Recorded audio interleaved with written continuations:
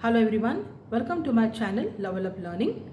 Today we are going to learn about the last tense of continuous, that is your future continuous tense.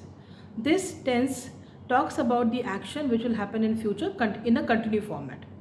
So let us learn the rule and the examples. Now the rule is subject plus will or shall plus be plus first verb plus ing plus object.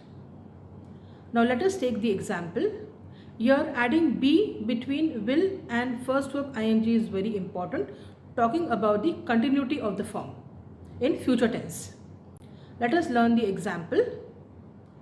I will be going to my office from tomorrow. Negative. I won't be going to my office from tomorrow. Positive question 1. Will I be going to my office from tomorrow? Negative question 1. Won't I be going to my office from tomorrow? Positive question 2. How will I be going to my office from tomorrow? And negative question 2. Why won't I be going to my office from tomorrow? So please add be to show the continuity in the future format.